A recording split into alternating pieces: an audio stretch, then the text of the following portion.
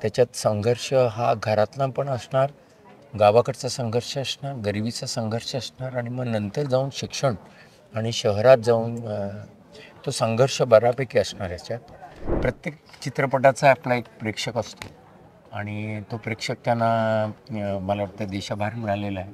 मुळात काय आहे की असं कुठेतरी वाटून जातं की आपल्याकडचा जो नाटक वेडा, जो महाराष्ट्र हा नाटक वेडा आहे का फिल्म वेडा आहे.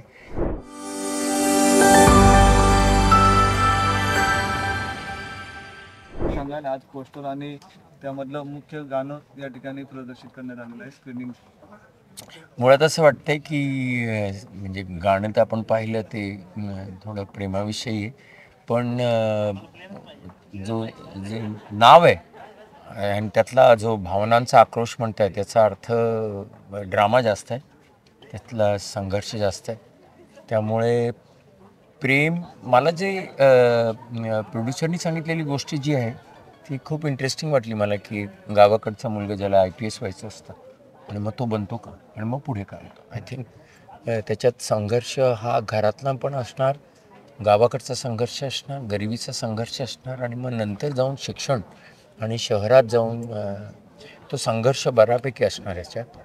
त्यामुळे आणि मला टायटल आवडतं असं एक शब्द जो असतो ना की जो खराच इतका काय म्हणतात त्याला, जसं शोले, त्या एका शब्दातच केवढं काय कळतं असं मला असं वाटतं. मध्ये मला असं वाटतं इंटरेस्टिंग टायटल. चित्रपटाच्या नावाप्रमाणे स्क्रीनिंग विविध राष्ट्रीय आंतरराष्ट्रीय चित्रपटांच्या महोत्सवांमध्ये झालेला आहे आणि पुरस्कारांचा सुद्धा ओत मिळाला. काय सांगेल काय तर ते तो चित्रपट पाहून बघू, पण नक्कीच त्याला जेव्हा कौतुक झालेलं आहे याचा अर्थ त्या चित्रपटात काहीतरी आहे ना. प्रत्येक चित्रपटाचा आपला एक प्रेक्षक असतो आणि तो प्रेक्षक त्यांना मला वाटतं देशाबाहेर मिळालेला आहे. तर आता आपल्याकडे महाराष्ट्रात उत्सुक आहोत आपण बघायला चित्रपट. सर, तुमची भूमिका तुमच्या वाटाला येत होती ऋतूमध्ये, हो, करू शकले नाही, तर काय खंत असेल? आता असं वाटतं ना की जेव्हा आपण एखादा चित्रपट येतो तेव्हा आपण त्याच्यात असायला पाहिजे असं वाटतंच. आणि खास करून जेव्हा दिग्दर्शक म्हणतो की अरे आम्ही पोचलो होतो सर तुमच्यापर्यंत, आता मला आठवत नाही आहे की मी का नाही म्हणालो आहे. मला वाटतं की तारखा नसाव्यात असं काहीतरी असेल किंवा माझं नाटक आडवायला असेल. पण तुम्ही आशीर्वाद द्यायला अरे प्रश्नच नाही, हे आश्चर्यच नाही, विशेष आहे. आपण एका इंडस्ट्रीची माणसं आहोत, तेव्हा कधी मी कधी ते येतील. ते आज या चित्रपटाने सक्सेसफुल झाले, उद्या ते येतील किंवा एकत्र काम करू, आज नाही तर उद्या. सर, जसं तुम्ही मगाशी म्हणालात की नाटकांना प्रेक्षक येतोय पण चित्रपटांना कुठेतरी प्रेक्षक कमी येतोय, त्यासाठी काय सांगणार? मला तेच वाटतं. मुळात काय आहे की असं कुठेतरी वाटून जातं की आपल्याकडचा जो नाटक वेडा, जो महाराष्ट्र हा नाटक वेडा आहे का फिल्म वेडा आहे, हा एक वेगळा प्रश्न आहे. पण दुसरा असं वाटतं की कदाचित नाटक सिरियल लिहिणारेच चित्रपट लिहित आहेत का, मग चित्रपट लिहिणारे वेगळे आहेत का, चित्रपटातले जे काही आपण म्हणतो की क्रिएटिव्ह लोक आहेत ते सिरियलचे आहेत का. कारण का माध्यम बदलतं तसं. कारण का सिरियल आपण जर TV बघितलं तर तो आपल्याला आपण ऑन करून आपली कामं करू शकतो, आपले इंटिमेट आहे ते. मी आत्ता थोडं बघितलं, नंतर बघितलं. पण चित्रपट हा डिमांडिंग आहे, तुम्हाला घराबाहेर पडावं लागतं, जावं लागतं, मग त्या डिमांडिंगसाठी तुम्हाला लिहावं लागतं.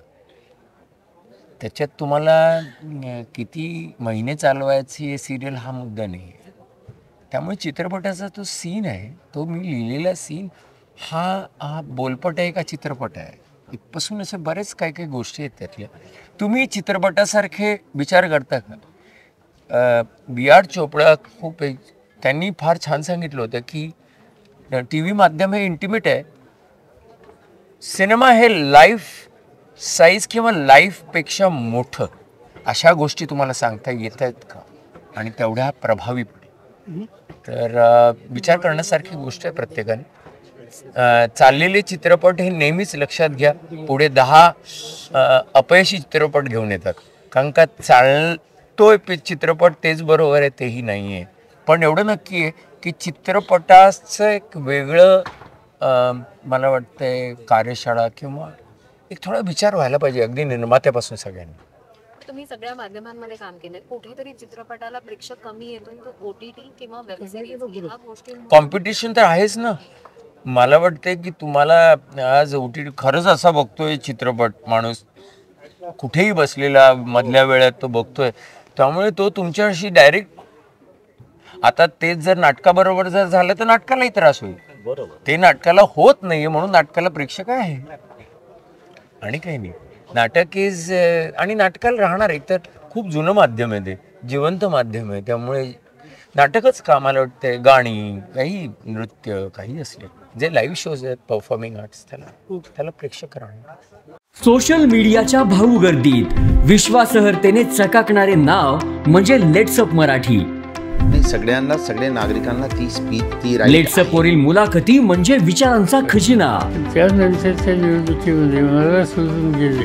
बातम्या केवळ वस्तुस्थिती सांगणाऱ्या, न प्रोपगंडा, फक्त जनतेचा अजेंडा. क्योंकि आने वाला कल जाने वाला है, जाने वाला कल आने वाला है. राजकारण, मनोरंजन असो की क्रीडा क्षेत्र, महाराष्ट्राची स्पंदने संवेदनशीलतेने टिपणारे माध्यम म्हणजे लेट्सअप मराठी. जगासोबत एक पाऊल पुढे राहण्यासाठी लेट्सअपचे ॲप, सोशल मीडिया आणि वेबसाईट सोबत कनेक्टेड रहा.